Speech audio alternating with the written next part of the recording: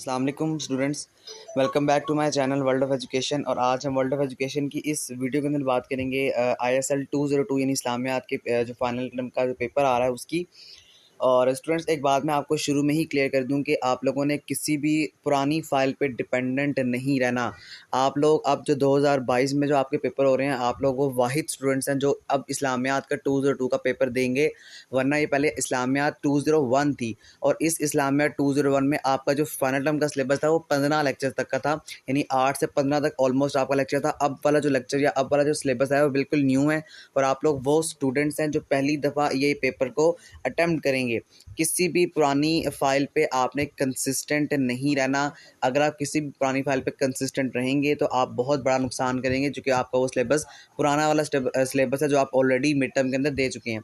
चलते हैं पेपर की तरफ। और एक और बात जो स्टूडेंट मुझसे बहुत दफ़ा पूछते हैं कि सर क्या हम ISL 202 के अंदर जो है वो रोमन उर्दू में लिख सकते हैं, तो इसका बेहतरीन आपको जवाब आपके जो इंस्ट्रक्टर होते हैं वो दे सकते हैं। वैसे जो 201 का जो रूल था उसके अंदर आप लिख सकते थे, ऐसी कोई भी रिस्ट्रिक्शन नहीं थी।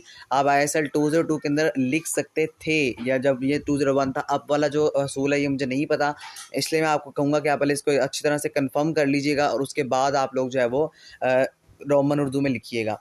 देखिए जी, सबसे पहले आपने डिफ़ाइन करना है हसन हदीस को, फिर सही SAHIH हदीस है, मकबूल हदीस है और मरदूद हदीस है। ये बिल्कुल न्यू क्वेश्चन है, मैंने अभी पहली दफ़ा पढ़े हैं, चूँकि बिल्कुल न्यू सिलेबस है। उसके आगे आपने जो कन्क्वेस्ट ऑफ मक्का यानी फ़तेह मक्का के मौका पर कुछ इस तरह से जो रिलेटेड क्वेश्चन है वो आपसे पूछा गया था।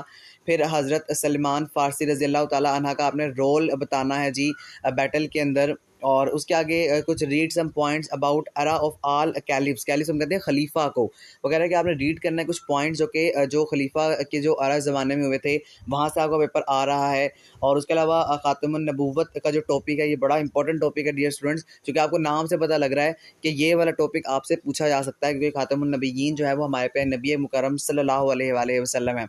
उसके आगे जो है वो कॉम्प्लिकेशंस ऑफ कुरान है, कॉम्पाइलेशन ऑफ कुरान है, सॉरी कॉम्पाइलेशन ऑफ कुरान। इसको भी आपने पढ़ लेना है टॉपिक को, ये भी आपका टॉपिक ज़्यादा इंपॉर्टेंट है, चूँकि जब हम ISL 201 की बात करते थे उसके अंदर जो कुरान पाक से जो रिलेटेड डेटा है वो ज़्यादा आपसे पूछा जाता था आपके पेपर के अंदर। ऑब्जेक्टिव देख लें जी, ऑब्जेक्टिव्स के अंदर जो है वो डेट्स पूछी गई थी जी, ऑल हिजरी dates for final term lectures. Final term lectures यहाँ पर लिखने का, जिस भी स्टूडेंट ने पेपर शेयर किया उनका लिखने का मेन मकसद यही है कि आप लोगों ने उस पेपर को प्रिपेयर करना है, उस लेक्चर्स को प्रिपेयर करना है जो कि आपसे अब वाले जो 2022 के सेमेस्टर के अंदर आपको गिवन है। उसके आगे आपने अबू बकर सिद्दीक रज़ी अल्लाह तआला अन्हा और उनकी फैमिली के बारे में तमाम तर जो ऑब्जेक्टिव के पॉइंट ऑफ व्यू से पढ़ के जाना है। उसके आगे आपने जो है हज़रत उमर रज़ी अल्लाह तआला अन्हा और उनकी फैमिली के बारे में तमाम चीज़ों को, नाम को, डेट्स को, बहन भाइयों को, और उन्होंने क्या रोल किरदार अदा किया था हमारे पे नबी मुकर्रम सल्लल्लाहु अलैहि वसल्लम के साथ, इसका बेसिक और मेन नॉलेज होना आपको इसका मेन और बेसिक नॉलेज होना आपको चाहिए या आपको होना चाहिए। उसके आगे जनाब हज़रत मोहम्मद सल्लल्लाहु अलैहि वसल्लम in Mecca and in Medina his marriage related कितनी वाइज और कितनी बातें हैं, यानी कि अब आप लिखने का मकसद है कि कितनी मैरिज हुई थी। फिर अब ये भी हो सकता है कि आपसे आप सल्लल्लाहु अलैहि वसल्लम के सन्स और जो डॉटर्स हैं ये भी आपके उसके अंदर जो लेक्चर्स हैं उनके अंदर कहीं ना कहीं लिखा होगा। तो ये तमाम डेटा आपसे पूछा जा सकता है आपके MCQs के पॉइंट ऑफ व्यू से भी, ना सिर्फ आपके ये MCQs के पॉइंट ऑफ व्यू से इंपॉर्टेंट है, ये आपके शॉर्ट क्वेश्चन के पॉइंट ऑफ व्यू से भी इंपॉर्टेंट है। लॉन्ग क्वेश्चन के पॉइंट ऑफ व्यू से मैंने आपको बता दिया जो खातमुल नबिय्यीन का टॉपिक है, this is something is very very important in your final term. और जो कंपाइलेशन ऑफ कुरान है ये भी बड़ा इंपॉर्टेंट है।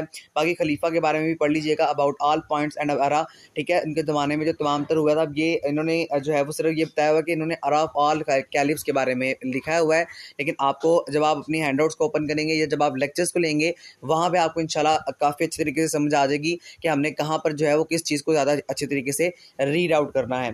तो ये आपका पेपर था जी, होपफुली आपको समझ में आ चुका होगा।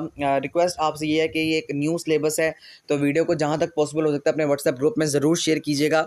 और अगर आपने अपना पेपर जो है वो किसी बंदे ने भी किसी भी दूसरे सब्जेक्ट का किया हुआ है तो काइंडली कमेंट्स बॉक्स में बाकी तमाम तो स्टूडेंट्स के लिए अपना पेपर एज अ कमेंट छोड़ दें, ताकि आप दूसरे स्टूडेंट्स का भी फ़ायदा हो सके। Thank you so much. इस दुआ के साथ इजाज़त चाहूँगा कि अल्लाह ताला आप तमाम लोगों को कामयाब करें, आमीन। अल्लाह हाफिज़।